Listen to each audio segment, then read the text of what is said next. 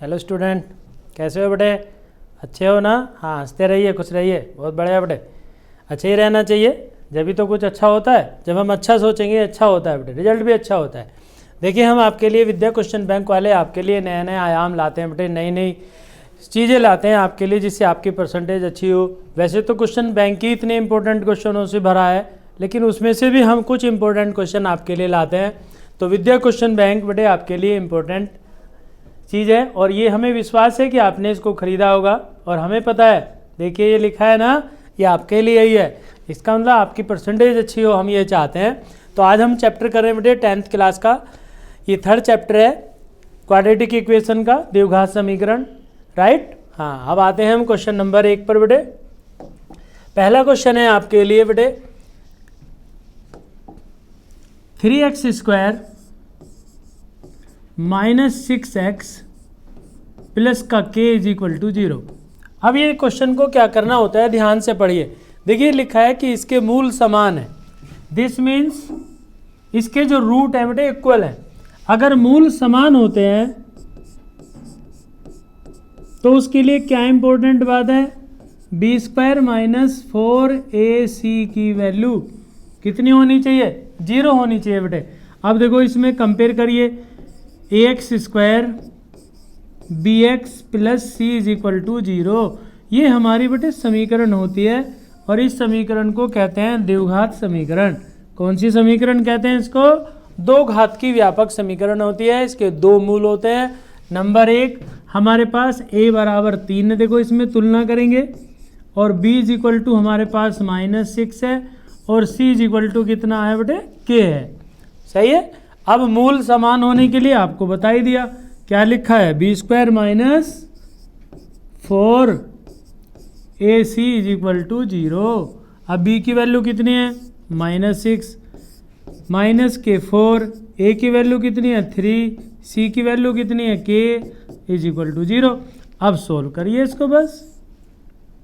ये हो गया 36 - 12 और k = 0। देखो अब क्या का बात सीखनी होती है, जब आप 10th क्लास में पढ़ते हैं, 9th क्लास में पढ़ के आते हैं, तो आपको क्या करना होता है, ये चीज़ें सीखनी बहुत इंपॉर्टेंट बात होती है कि माइनस का स्क्वायर कितना होता है। जो बेसिक बातें होती हैं वो हमें आनी चाहिए। अब बेसिक बातें तो आप जानते नहीं। मान लीजिए आपने 6 का स्क्वायर माइनस का -36 लिख दिया, तो आपने कुछ पढ़ा नहीं इसका मतलब इससे पहले। तो जो हमारे पास बेसिक बातें होती हैं बेटे, वो हमें आनी चाहिए। उनको आप अच्छा करिए तो आपके पेपर अपने आप ही अच्छे होंगे। तो माइनस से माइनस कैंसिल, 36/12, तो इसलिए k = कितना आया आपका? 3। देखिए हर साल एक क्वेश्चन आता है, ये मेरा दावा है, इस इक्वेशन पर आपको एक क्वेश्चन 100% आएगा बेटे, 100%। कोई से भी सन का बोर्ड का पेपर देख लीजिए आप, इस b² - 4ac पर हर हालत में, हर कीमत पे पहले या क्वेश्चन नंबर 2 में से एक पार्ट आता है। कोई से भी सन का 20 साल के पेपर उठा लीजिए आप, हर हालत में आपको इसमें क्वेश्चन मिलेगा। राइट? अब आइए नेक्स्ट क्वेश्चन बेटे, क्या कह रहा है। अब इसमें लिखा है 3x² - 4x माइनस का k = 0। अब देखिए क्या बोल रहा है इक्वेशन में, क्या लिखा है, विविध कर अगर इसका 88 है। अब ये विविध कर क्या बला होती है बेटे? विविध कर का मतलब जानते हो, जो हमने अभी लिखा था b² - 4ac = 0, ये भी इसको विविध कर ही कहते हैं, d से डिनोटेड भी करते हैं। ये कह रहा है इसका 88 है, तो k की वैल्यू फाइंड करिए। देखो सबसे पहले आप a = फाइंड करो, b = फाइंड करो, और c = देखो माइनस का k। जब भी हम इस इक्वेशन को लिखते हैं तो सबसे पहला काम हमारा यही होता है कि कोई भी इक्वेशन अगर आप तुलना कर रहे हो तो उसका स्टैंडर्ड फॉर्म आपको आना चाहिए। राइट? जब आपको उसकी स्टैंडर्ड फॉर्म आती है तो ABC की वैल्यू फाइंड करनी आती होंगी आपको। अब देखिए a की वैल्यू आ गई, b की आ गई, c की आ गई। तो वो ये कह रहा है इसका विविध कर जो है b² - 4ac जो है वो कितना है आपका? 88 है बेटे। कितना है? 88। अब b की वैल्यू कितनी है? -4 का स्क्वायर -4, a की वैल्यू कितनी है? 3, सी की वैल्यू कितनी है माइनस का के इज इक्वल टू कितना हुआ 88। बस अब क्या रहा, सोल्व कर लीजिए आप इक्वेशन को। तो ये हुआ 16, ध्यान देना माइनस नहीं लिखना, माइनस के 4 इंटू 3, ये माइनस यहाँ पे आएगा बेटे प्लस, और ये 3 के और इज इक्वल टू कितना 88, राइट। ये हुआ आपके पास 4 3 12 के। और सिंपल कर लीजिए अगर आप चाहें इसको थोड़ा सा सिंपल कर लीजिए। क्या करें, देखिए इसमें 4 से डिवाइड कर दीजिए, आपको आसान हो जाएगा। ये हो गया 4, ये हो गया 3 के और ये हो गया 44, राइट। अब 3 के इज इक्वल टू 44 माइनस, हमने इसमें बेटे 4 से डिवाइड किया है तो 4 दूनी 8, राइट। ठीक है, हमने इसमें 4 से डिवाइड किया, 4 यानी कि 2, 4 2 जा 8, 4 2 जा 8, 4 कैंसिल, 4 4 जा 16। अब इसमें हमने क्या किया, 3 के तो यहीं रहने दीजिए, ये हो गया हमारे पास 22 और 4 इधर आ जाएगा। 3 के इज इक्वल टू 18, कितना आया के इज इक्वल टू 18/3, यानी कि आपका आंसर के की वैल्यू कितनी आई 6 आ गई बेटे आंसर।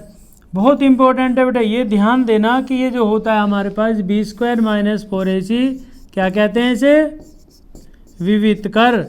हाँ, बहुत इंपॉर्टेंट चीज़ है बेटे, राइट। नेक्स्ट क्वेश्चन पे आएंगे बेटे, क्या है आपका क्वेश्चन, 6x² - x - 1 को पूर्ण वर्ग बनाकर। देखो ये बहुत इंपॉर्टेंट बात है, इंटर के बच्चों को भी नहीं आता, मैं आपको 6 इसमें सिखा रहा हूँ 10th क्लास में। 6x² - x - 1 is equal to 0।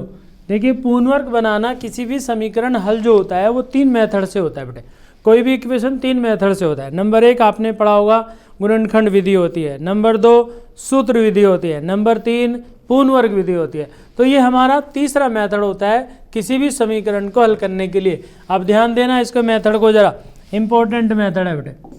क्या सबसे पहला काम क्या होता है, इस x² के साथ ना 1 होना चाहिए, तो चाहे यहाँ पे कोई भी गिनती हो उसी से डिवाइड कर दो। अब हमारे पास क्या है, इधर 6 है बेटे, तो हमने 6 से डिवाइड कर दिया। यदि हमारे पास यहाँ पर माइनस भी होता उससे भी डिवाइड करते, जो भी यहाँ x² के साथ होता है उसी से डिवाइड करते हैं। हमें यहाँ पे हर हालत में क्या बनाना होता है, 1 बनाना होता है। उसके बाद x² - 1/6x, इस कांस्टेंट को इधर ले जाओ, ध्यान देना इंपॉर्टेंट बात।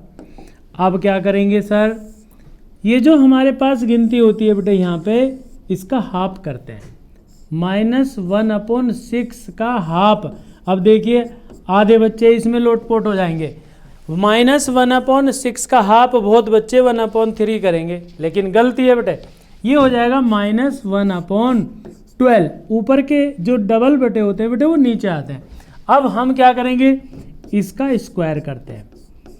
अब इसका स्क्वायर कर दीजिए तो कितना आ गया 144, राइट। हाँ, बहुत इंपॉर्टेंट बात, सबसे पहले x² के साथ 1 बनाइए, फिर x के पास आ जाओ, जो भी x के साथ गिनती होती है उसका आधा करते हैं, उसका स्क्वायर करते हैं, जो आया उसको बोथ साइड में ऐड कर दो, बस हो गया आपका सवाल। x² - 1/6x प्लस 144 बराबर 144 और प्लस 1/6, ये हमारे पास 1/6 हो गया बेटे। अब क्या करेंगे सर, सोल्व कर दीजिए इसको। x ये तो बचा आपके पास x - 1/12 का होल स्क्वायर, और ये हो गया बेटे, आप जब इसका एलसीएम लेंगे 144 तो आ गया लघुत्तम, यहाँ पे आ गया 1, तो 144 को जब भाग करेंगे 6 से तो 24 आएगा, 24 और 1 25/144, ये हो गया x - 1/12 का स्क्वायर। अब जनाब क्या करेंगे सर, इधर आ जाओ बस, x - 1/12 का स्क्वायर बराबर आया 5/12 का होल स्क्वायर। अब इसका होल स्क्वायर ख़त्म कर दीजिए तो ये हो गया प्लस माइनस 5/12, 5/12 आ गया। अब एक बार तो लीजिए आप प्लस, पॉजिटिव लेने पर तो x माइनस 1/12 बराबर 5/12, तो कितना हुआ x बराबर 5/12 प्लस 5/12 और प्लस 1/12, तो कितना हो गया 6/12, यानी कि x बराबर आ गया 1/2, x बराबर 1/2। अब हमें क्या चाहिए, माइनस लेंगे बेटे, एक बार प्लस और एक बार माइनस लेने पर। जब माइनस लेंगे तो 1/12 इज इक्वल टू माइनस के 5/12, तो x is equal to minus के 5/12 और प्लस के 1/12। सोल्व कर दीजिए सर, कितना आया, x is equal to minus 4/12, x is equal to minus 1/3। तो आपके दो वैल्यू आ गए बेटे, एक तो x का मान आया 1/2 और एक आया x का मान 1/3 माइनस का। आंसर चेक कर लेना एक बार ज़रा। हाँ बेटे आंसर चेक कर लें, कभी कभी गलती हो जाती है। हमें विश्वास है आपने क्वेश्चन बैंक खरीदा होगा, ठीक है। ये आया है 1/2 और 1/3 माइनस का, राइट बेटे। अब नेक्स्ट क्वेश्चन पर आइए। बहुत अच्छे सवाल है बेटे आपको लिए, जितने भी इंपॉर्टेंट क्वेश्चन हैं एक से एक अच्छा सवाल आपके लिए है। ये कह रहा है सूत्र का प्रयोग करके निम्नलिखित समीकरण को हल करो। 6x² minus 7x minus 5 is equal to 0। ये कह रहा है सूत्र विधि द्वारा। अब आपको जानते हो सूत्र क्या होता है, सूत्र विधि। अब पता है आपको श्रीधराचार्य का जो सूत्र होता है बेटे उसे सूत्र विधि कहते हैं।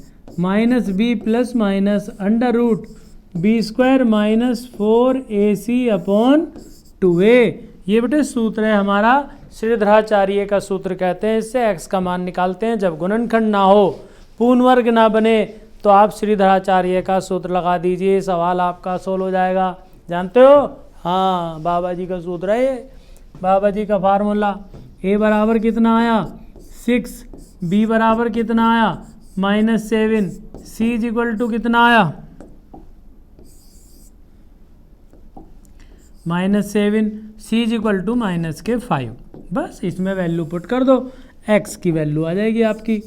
x is equal to minus minus plus 7 plus minus under root -7 का स्क्वायर माइनस के 4, a का मान हो गया 6, c का मान हो गया -5/2a, 2 × 6 हो गया।